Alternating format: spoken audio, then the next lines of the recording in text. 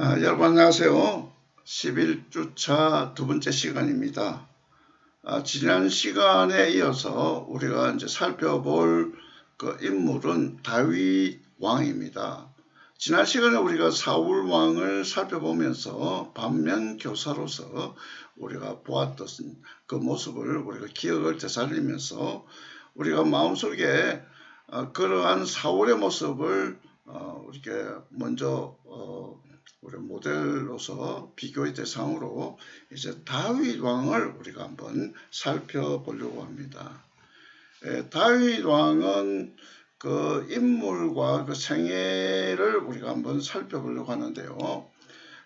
그 이름 그 자체가 그 사랑받는 자 또는 아름답다 하는 그런 의미를 가지고 있습니다. 자, 그리고 이제 이런 그 다윗이 태어날 때 그 가문은 그 유다 지파에서 태어났습니다. 그 이세의 아들로 8 형제들 가운데 막내로 태어났는데 그가 태어난 장소가 베들레헴입니다. 이 베들레헴은 우리가 조금 성경 지식이 있는 사람은 잘 알죠. 그 예수님이 태어나셨던 그런 장소입니다. 그리고 양들을 돌보는 목자로서 그는 그 어린 시절을 보냈는데 그 용모는 이제 혈색이 좋고 눈이 아름답다 그럽니다. 그러나 양을 지키는 목자로서 사나운 짐승들이 침입하기도 하고 또 양들의 생명을 위협할 때에 목자로서 목숨을 걸고 지키고 또 그 양들을 보호해낼 만큼 강인한 체력도 갖춘 사람이었다. 그렇게 우리가 성경에서 볼 수가 있습니다. 그 당시에 제사장인 사무엘은 그 하나님의 말씀대로 초대 왕인 사울을 폐위시켰죠. 불순종한 그 일로 통하여 결국은 하나님의 명령대로 폐위시키고 그 대신 다윗을 왕으로 세울 때 하나님의 허락으로 형들이 많았음에도 불구하고 그 막내인 다윗에게 기름을 부어서 이스라엘 왕으로 삼았습니다. 그리고 이제 이러한 그 다윗은 특출하게 남다른 장점이 많은 사람이었어요. 그래서 그 당시 블랙측과 전쟁을 치르는 가운데에 다윗은 용기와 지혜를 발휘해서 참 어렵고 힘든 그 전쟁 속에 그 적장 골리앗을 단번에 쓰러뜨리고 이스라엘 군대에 승리를 안겨다 주었던 인물이었습니다. 다윗은 특별한 뭐 칼과 창도 없이 그 적장 거인을 아주 넘어뜨리는 그래서 싸워서 이길 수 있었던 것은 다른 것이 아니고 하나님의 이름을 의지했고 또 그 믿음을 가지고 임했기 때문에 전쟁에서 이길 수가 있었던 것입니다. 그래서 이제 다윗은 블레셋의 거인 골리앗을 무찌른 후에도 사울이 전쟁에서 승리하면 자기 딸을 주겠다고 제안했어요. 그건 뭐 그 말 그대로 받아들였고 또 약속을 이행하지 않아도 뭐 한두 번도 아니고 계속 그렇게 불이행을 해도 항상 겸손하고 받아들였습니다. 결코 자신의 공로를 드러내지 않았다 하는 그러한 내용을 우리가 볼 수가 있습니다. 그래서 이제 이스라엘 왕정이 시작된 그 해가 이제 BC 1040년에 태어나서 BC 970년에 일기로 이제 사망하기까지 통일 국가의 제2대 왕으로서 아주 체제를 강력하게 정비해 나간 인물이다. 뿐만 아니고 그는 그 음악적인 재능이 있어가지고 그 수금을 잘 탔는데 수금을 연주하면 사울의 마음이 안정되고 악신이 떠나갔다. 그래서 이처럼 다윗은 다방면의 재능이 탁월했던 그런 인물이다. 그럼에도 이제 다윗은 사울이 늘 살해하려고 계획했고 시행을 했기 때문에 10년을 도피하며 도망 다녔습니다.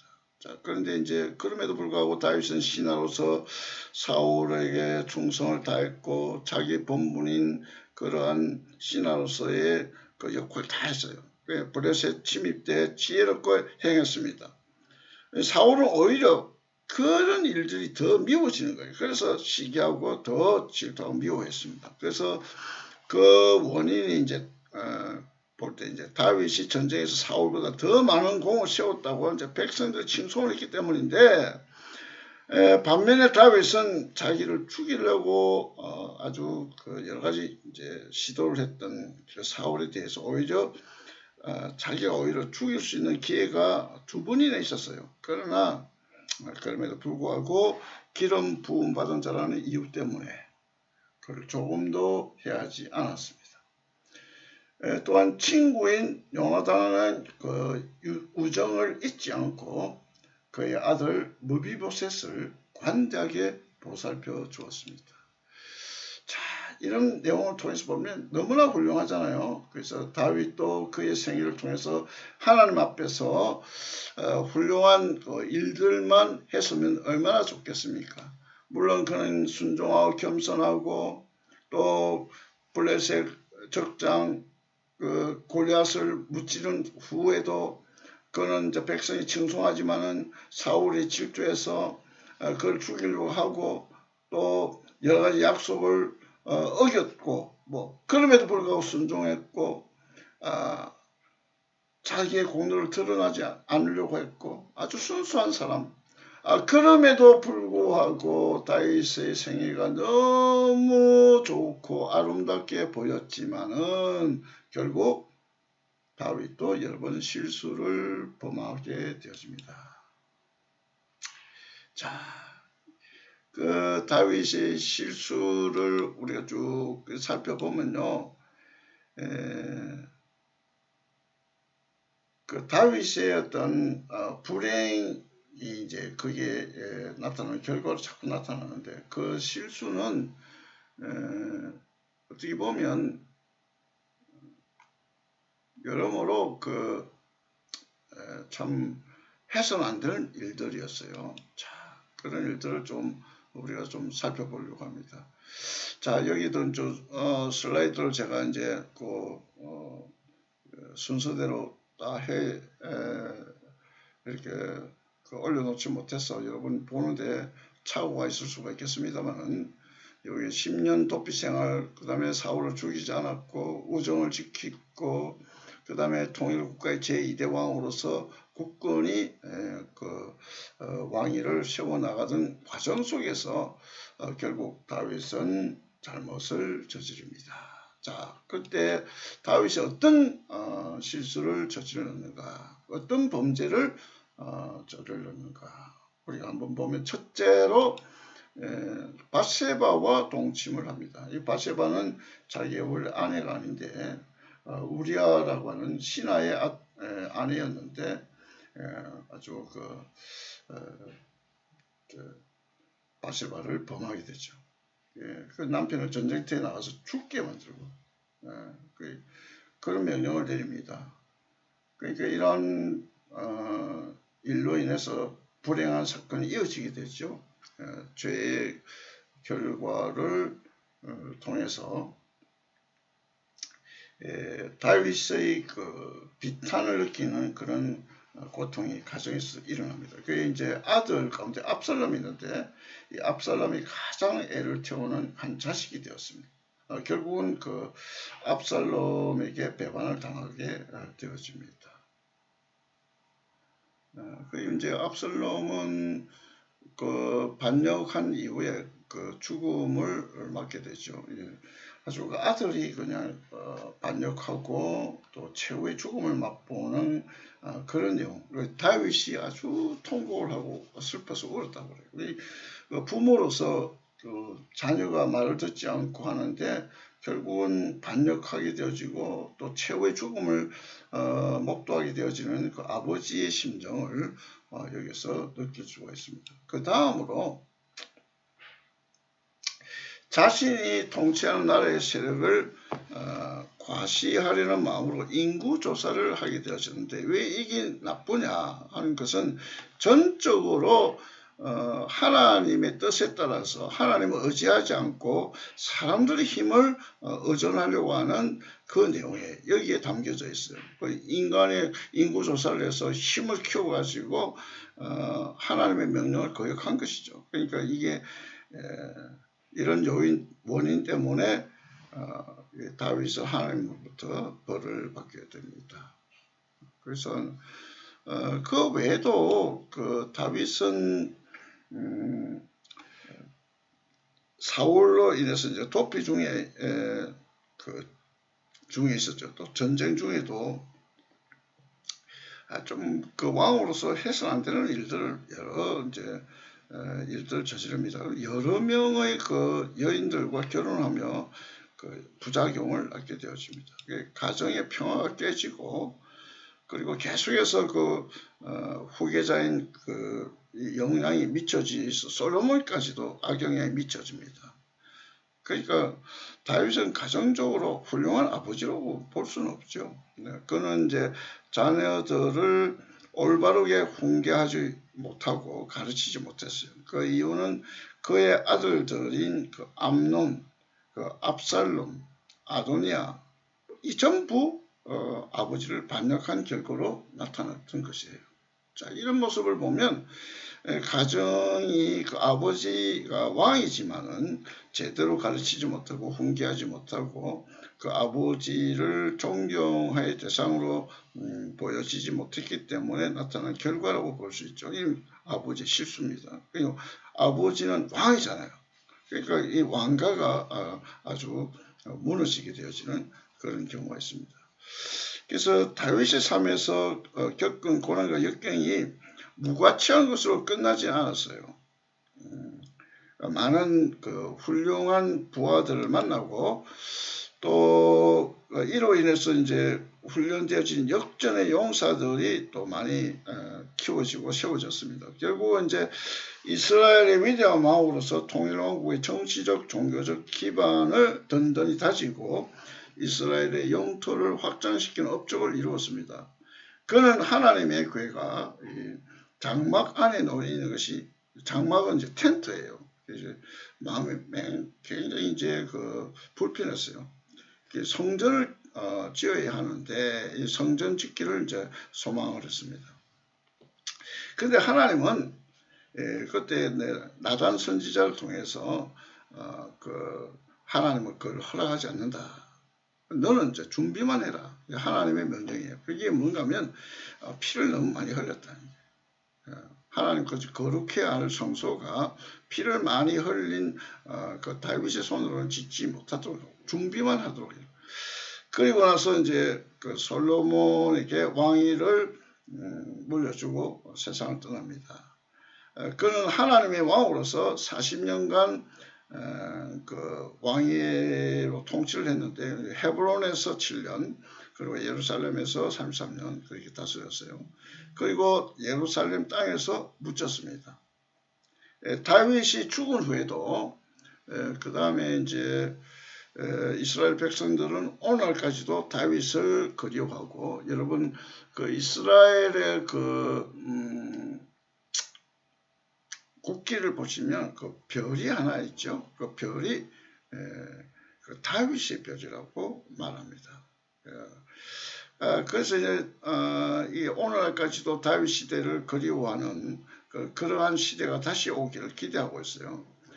다윗은 그 이스라엘에서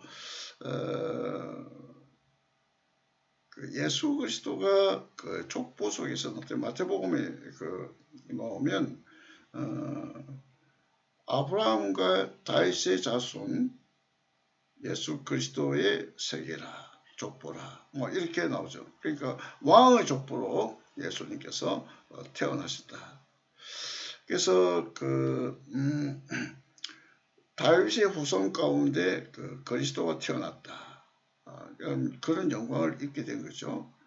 하나님은 약속을 하셨고 또한 그 이를 지키셨어요. 그래서 다윗의 이름은 구약과 성경에 그 신약 성경에 이제 약 800번이나 등장합니다. 그래서 이름의 그 의미대로 많은 사람들 가운데 하나님의 사랑을 대단히 많이 받은 인물이라고 볼 수가 있습니다. 그래서 사도행전 13장 그 보게 되어지면 다윗의 아들 그 이새의 아들 다윗을 만나게 되니까 그 어떤 그 내용이고 있죠. 사도행전 13장 22절에 다윗을 왕으로 세우시고 정언하여 이르시되 내가 이새의 아들 다윗을 만나니 내 마음에 맞는 사람이라 내 뜻을 다 이루게 하리라. 이게 이제 사도행전 13장 22절에 있었어요. 그 쭉 보면 다윗의 역사를 우리가 볼 수가 있습니다. 자, 이 다윗을 한마디로 딱 보면 통일왕국의 정치적 종교적 기반을 아주 확고히 세웠고 이스라엘 영토를 확장시키는 업적을 했죠. 또 많은 부하들을 세우고 훈련시키고 그래서 역전의 용사들로만 키웠습니다. 그리고 성전 지을 준비를 했고 물론 그가 직접 짓지는 못했지만은 그 다음에 솔로몬에게 왕위를 물려주고요.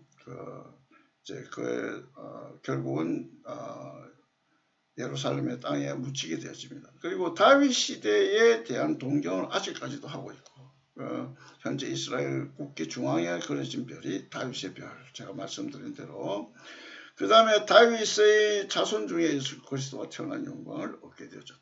자, 이런 내용을 우리가 한눈에 볼 때에 사도행전 13장 22절에 있는 말씀 다윗을 왕으로 세우시고 증언하여 이르시되 내가 이새의 아들 다윗을 만나니 내 마음에 맞는 사람이라 내 뜻을 다 이루게 하리라. 이 말씀을 우리가 기억하게 되어집니다. 자, 그러면 이제 우리가 좀 보고자 하는 것은 다윗의 삶에 섬김이 내포한 8가지 원칙이 있어요. 좀 길지만은 이것을 우리 좀 살펴보겠습니다. 자, 첫째는 하나님께 대한 사랑이에요. 자, 이게 뭔가면 매우 독특할 만큼 하나님을 탁월하게 사랑하는 사람. 시편에 증거하는 대로요. 시편 2편, 3편, 19편, 23편, 27편, 42편, 50편 등이 여러 부분에서 나와요. 그리고 주님의 아름다움을 사모하는 사람 그렇게 나타나고 있고요. 또 메시아의 예언자로도 그 예언식을 많이 지었고요. 그래서 이러한 영감을 받았던 그 시편을 상당히 많이 작시한 그런 사람입니다. 성리에서 얻은 금을 또 성전에서 드리는 그 성전을 짓는 데 아주 사용되어지는 그러한 어떤 헌신의 사람이었고 그리고 뭐 국가의 위기 가운데 성리를 이끌어서 늘 하나님께 영광을 돌렸던 사람.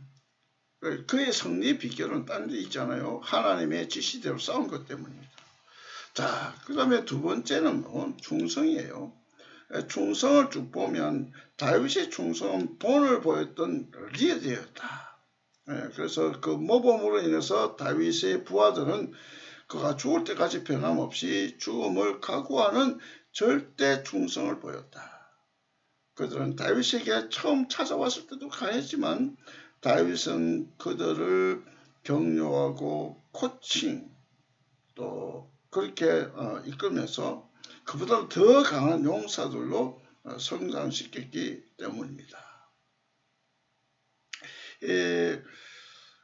한마디로 말하면 이제 목숨까지도 바칠 만큼 강한 용사로 성장시키고, 이런 비결은 다른 데 있는 것이 아니고 충성스러운 사람에게 충성스러운 부하나 제자들이 나오게 되어져 있는 것입니다. 이 롤 모델이 바로 이런 역할을 한다는 거죠.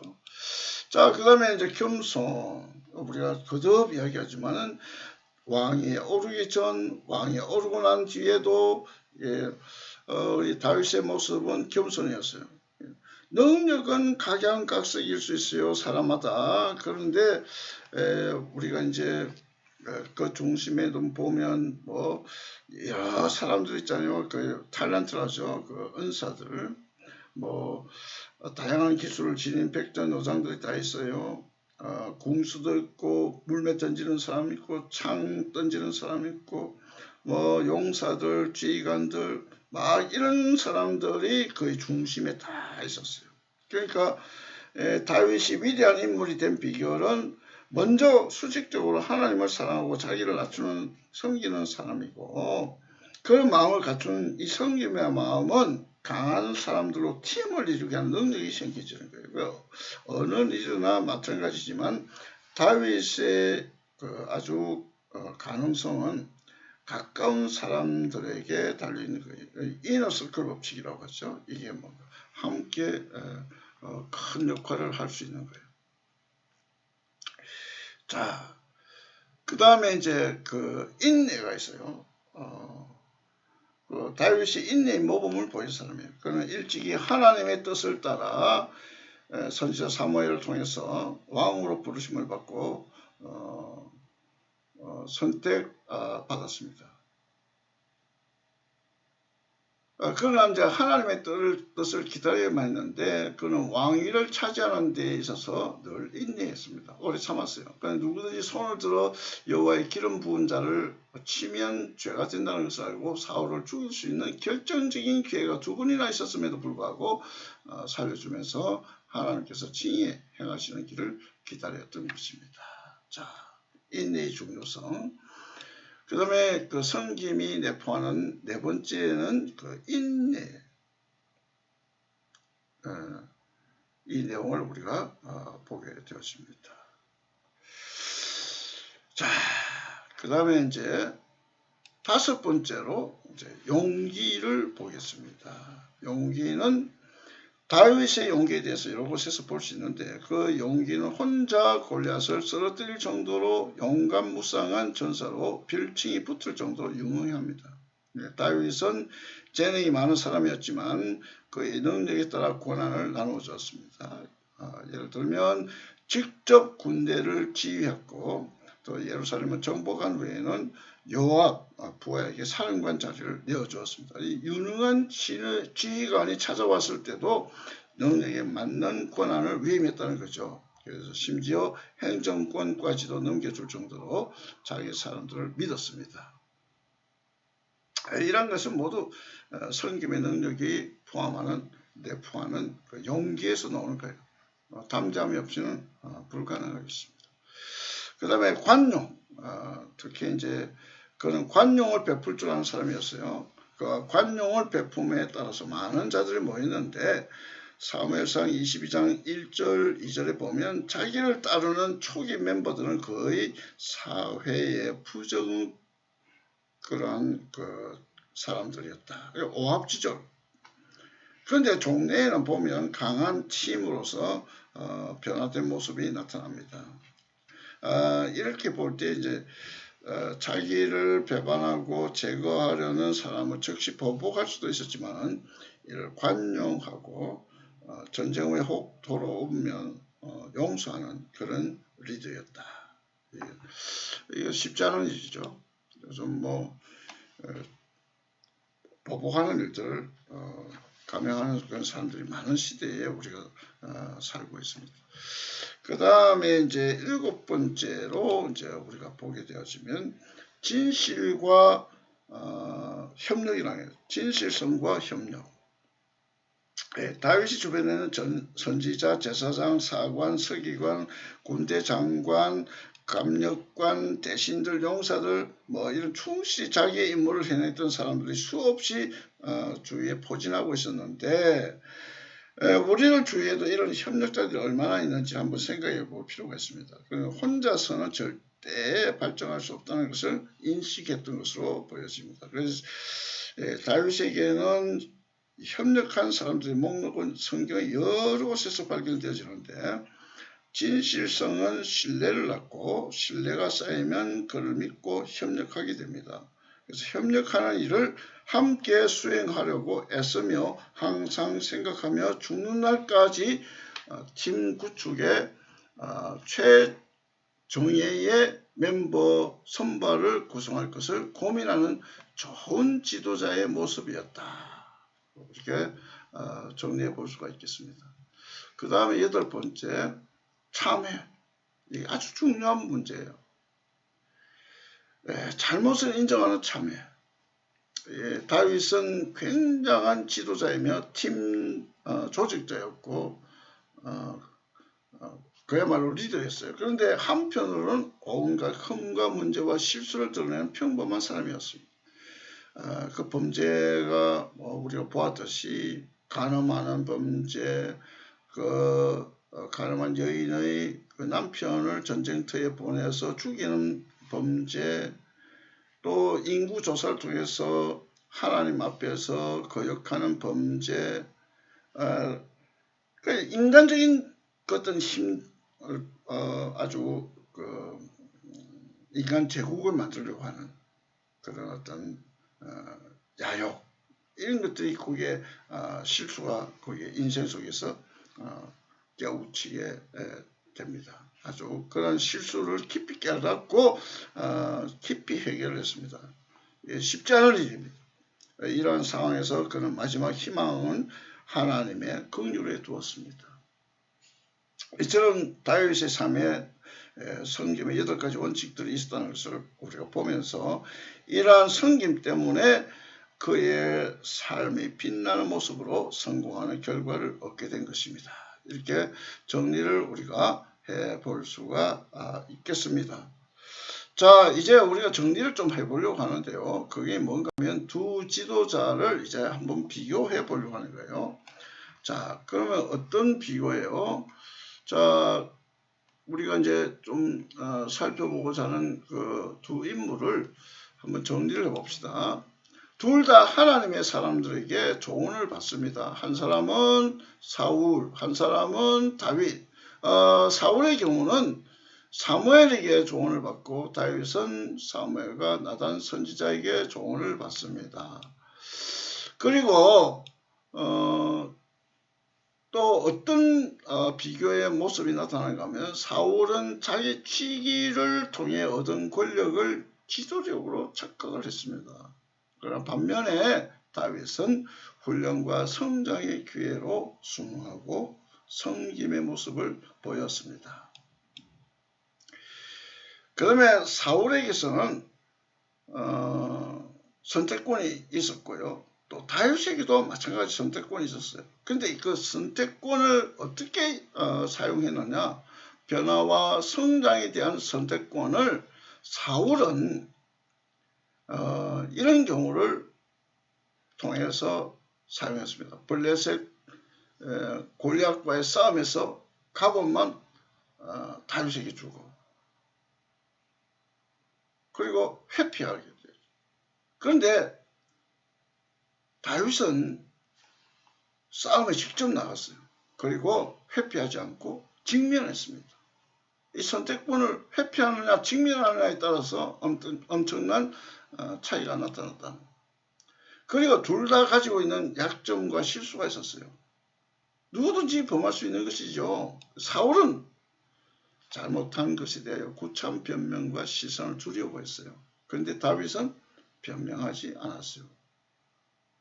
사울은 잘못된 것에 대한 구차한 변명과 시선을 두려워하면서 회개하지 않고 체면 유지로 그냥 내버려 두었습니다.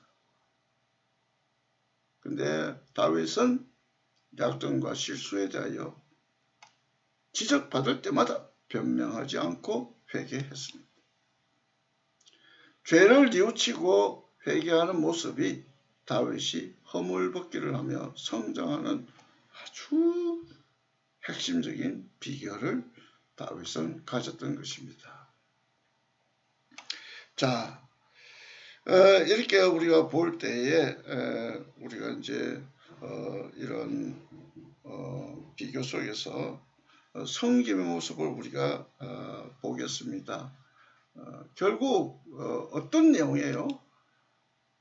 두 지도자의 비교로 얻는 교훈은 훈련과 연단, 약점과 극복, 섬김 원칙이 있었다, 없었다. 이 결과가 나타난 거예요. 사울은 훈련과 연단 없이 세움을 받았으나 다윗은 어릴 때 기름 부음을 받았지만 오랫동안 훈련받고 연단받아 한 단계씩 발전했습니다. 그죠? 스텝 바이 스텝. 훈련과 연단 없이는 훌륭한 성김의 리더가 될 수 없어요. 그 다음에 약점과 극복에 대하여 두 사람은 극렬하게 나누어집니다. 세상에 약점이 없는 사람은 없고 그 약점은 직함이나 지위, 권력이 있어도 사라지잖아요. 근데 문제는 약점들을 어떻게 처리하느냐에 달려 있습니다. 자, 그래서 이 아주 중요한 문제라고 볼 수가 있겠습니다. 그 다음에 세 번째, 섬김 이런 원칙이 어떻게 세워져 있느냐. 섬김으로 자신을 다스리고 섬김으로 남을 높이고 세우는 다윗은 훌륭한 왕으로 등극하게 됩니다. 이러한 삶의 방식에는 그 생활에 흔들리지 않는 원칙이 있었다. 이런 것들을 우리가 보게 되어집니다. 자, 이제 우리가 이제 생각 나누기를 해보게 되었습니다. 자, 첫째는 사울 왕과 다윗 왕의 근본적인 삶의 차이에 대해서 생각을 서로 나누어 보세요. 자, 그 다음에 두 번째는 다윗 왕의 성공한 삶의 그 섬김의 비결이 구체적으로 어떻게 나타나는지 나누어 보세요. 또 세 번째, 친구를 보면 그 사람을 알 수 있다고 말합니다. 우리 주위에 우리 친구를 두고 있잖아요. 또 상하로 또 수평적으로 우리가 이제 어떤 팀을 이루고 공동체를 이루는데 우리가 이제 그 친구를 보면 그 사람을 알 수 있다고 합니다. 그러면 나의 진정한 모습을 알 수 있는 친구는 누구라고 생각합니까? 깊이 생각하시고 우리 토론의 주제로서 이 세 가지를 올려놓도록 하겠습니다. 여러분 장시간 수업에 잘 임해주셔서 감사합니다. 다음 시간, 다음 주차에 여러분 건강하고 기쁜 마음으로 우리가 만나도록 하겠습니다. 안녕히 계십시오.